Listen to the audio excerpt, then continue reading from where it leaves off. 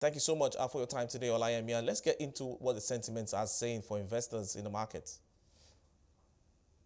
All right. Thank you so much for having me. So, it was interesting for the part of, I'm interested in this video as well.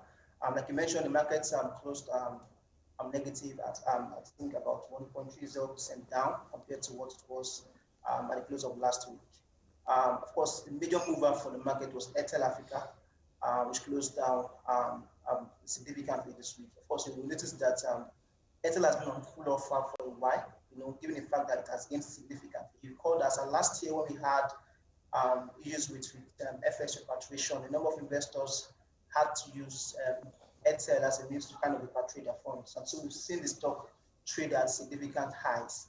And as since then, it's been on full offer. So we saw like a decline this week from Airtel. But aside from Airtel, compared to what we saw last week, we've seen some sort of profit taking from the likes of Omoy, Stanbic, WAPCO, all of these also were reasons why we saw the market actually came down this week. Of course, markets closed down twice in 4 sessions of this week.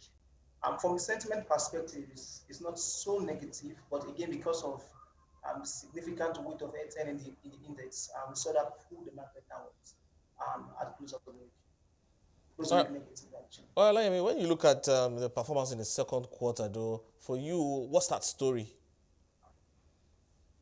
Yeah, so again, for the second quarter, of course, we've not really seen the market recover much. Of course, if we look at what it has done since the start of the year, given the fact that we've seen recovery in use in the fixed income space, start to see a number of investors stay on the sidelines for it. So of course, look at the domestic and foreign participation report from the NSE. You see that we're not using so much from FPIs, and that's quite explainable. If you look at the macro uncertainty and how it's we've seen quite a number of players tap into the bond space here. We've seen from Dangote, we've seen Lafarge just redeeming theirs, and then ETI as well, taking it in the markets. What's your take on that space for players? You want to say that again? Yeah. I want to get your take on what we see play out with the equities market players tapping into the market for bonds. We saw the Dangote issuance, and we've seen ETI as well.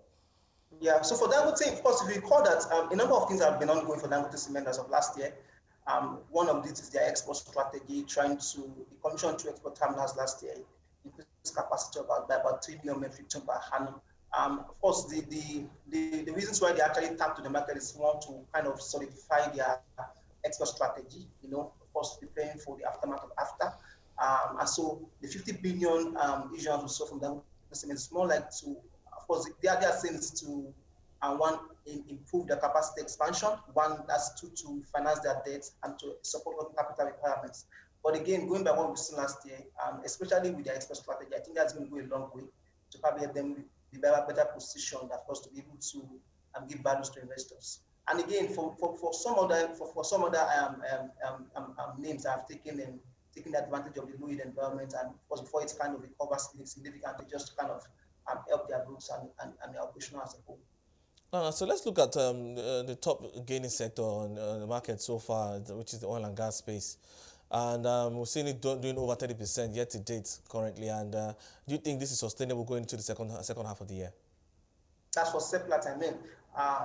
If I get it correct. So for it's like I mentioned earlier, I'm seeing Airtel Africa actually trade at highs. Seplat has broken 52 high levels, and it could be a way for foreigners to actually repatriate, given the fact it has a dual listing status. So yes, sustainable. I think in the third quarter, what we may likely say is there are no fundamental drivers. Of course, oil price is one reason to see the stock actually recover. But again, I think going to the third quarter, what you want to look at is how much of uncertainty in the economy will play through as well in sentiment, and how it's going to impact on the stock as well. But as a name is good.